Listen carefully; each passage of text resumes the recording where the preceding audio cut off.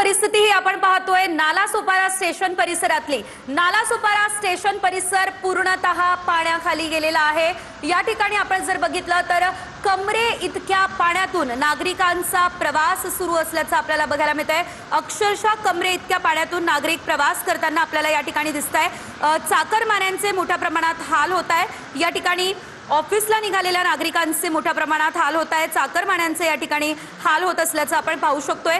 कमरे इतकं पाणी साचलेलं आहे नालासोपारा स्टेशन परिसरामध्ये। आणि या ठिकाणानं आता विरारची आपण ही दृश्य पाहतोय। अर्धी गाडी या ठिकाणी या पाण्यामध्ये अक्षरशः अडकलेली आहे।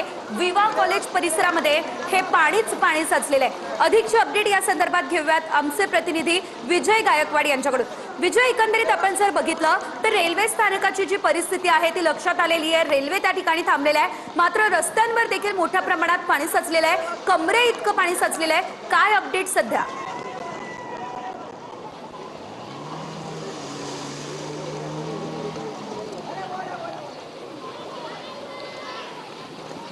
सेजल बरोबर आहे। मी ज्या ठिकाणी उभा आहे त्या ठिकाणी जवळपास मी कमरे इतक्या पाण्यात उभा आहे। नालासोपारा, विरार आणि वसई हे सगळ्याच रस्त्यावरती कमरे इतक्या तर मांडी इतक्या पाणी साचलेलं आहे। माझ्या समोर विवा कॉलेजच्या समोरची एक सोसायटी आहे, चेरिस होम्स नावाची। या सोसायटीमध्ये जवळपास मांडी ते कमरे इतक्यात पाणी साचलेलं आहे। आणि मी माझ्या कॅमेरामॅनला सांगेल की समोरची जी वॅगनर कार जी आहे, ही वॅगनर कार जर आपण बघितलं तर पूर्णपणे पार्किंग मधली वॅगनर कार ही या ठिकाणी वाहत आलेली आहे गेटवरती। त्यावरून आपल्या लक्षात येईल की या ठिकाणी पाणी किती साचलेलं आहे ते। समोर जर बघितलं तर हा विवा कॉलेजचा रस्ता आहे आणि या विवा कॉलेजच्या रस्त्यावरती पूर्ण मांडी इतकं पाणी ते कमरे इतकं पाणी या ठिकाणी साचलेलं आहे। पूर्ण परिसर जो आहे हा जलमय झालेला आहे। नालासोपारा स्टेशनवरती मांडीपर्यंत पाणी आहे। वसई मध्ये गुडघ्या इतकं पाणी आहे। सर्व ट्रॅकवर पाणी आलेलं आहे। विरारच्या रेल्वे स्थानकामध्ये ज्या लांब पल्ल्याच्या ट्रेन जे आहेत ह्या सुद्धा थांबवून ठेवण्यात आलेल्या आहेत। पालघरचं सफाळे असेल, नालासोपारा आणि वसई या ठिकाणी पाणी मोठ्या प्रमाणामध्ये ट्रॅकवर आला असल्यामुळे जी पश्चिम रेल्वेची जी वाहतूक सेवा आहे ही सुद्धा विस्कळीत झालेली आहे। एकंदरीतच जर वसई, विरार, नालासोपाऱ्याचं चित्र जर आपण बघितलं तर सर्व परिसरामध्ये पाणीच पाणी झालेलं आहे। प्रत्येक रस्ता असेल, सोसायटी असेल, ही सर्व जलमय झालेली आहे। सध्या ज्या गाड्या पार्किंग आहेत, कारण रस्त्यावरती आपल्याला एकही वाहन दिसत नाहीये। त्याचं कारण असं आहे कारण जिथं गाड्या आहेत तिथं सर्व गाड्या ह्या ठप्प झालेल्या आहेत।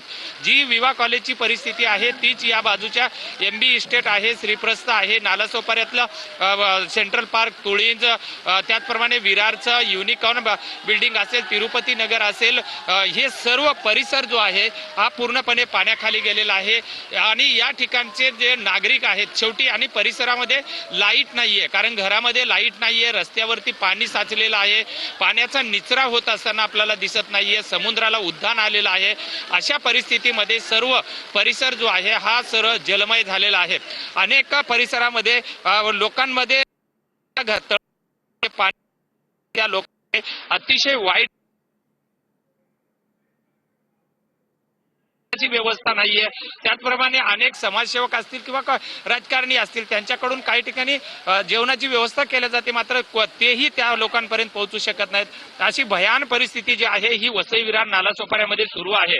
आज सुद्धा 4था दिवस आहे पालघर जिल्ह्याला की हवामान खात्यानं या ठिकाणी रेड अलर्ट दिलेला आहे। आणि धुव्वाधार अशी अतिवृष्टी या ठिकाणी एखादा बाढ कोसळावं त्याप्रमाणे पाऊस सुद्धा या ठिकाणी कोसळत असताना आपल्याला पाहायला मिळत आहे। शेवटी घरामध्ये पेक्षा या ठिकाणचे नागरिक जे आहेत हे पाण्यामध्ये येऊन अक्षरशः तलावाचं स्वरूप झाल्यासारखं या ठिकाणी येऊन आनंद व्यक्त करत असताना पाण्यामध्ये पोहण्याचा आनंद घेत आहेत। ज्याप्रमाणे रिसॉर्टमध्ये जाऊन पिकनिक बनवतात त्याप्रमाणे या वसई, विरारमध्ये साचलेल्या पाण्याची नागरिक जे आहेत या ठिकाणी येऊन आनंद घेत आहेत। पावसाचा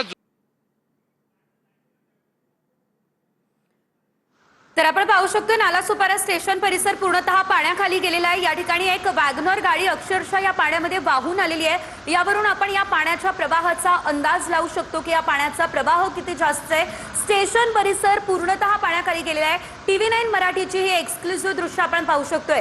स्टेशनच्या परिसरामध्ये कमरे इतकं पाणी साचलेलं आहे आणि याच पाण्यातून नागरिक प्रवास करत असल्याचं पाहायला मिळतंय। स्टेशनच्या परिसरामध्ये असलेली ही जी काही दुकानं आहे त्या दुकानांमध्ये देखील पावसाचा पावसाचं पाणी आता शिरलेलं आहे, काही घरांमध्ये पावसाचं पाणी शिरलेलं आहे। ही TV9 मराठीची एक्सक्लुझिव्ह दृश्य आपण आपल्या टेलिव्हिजन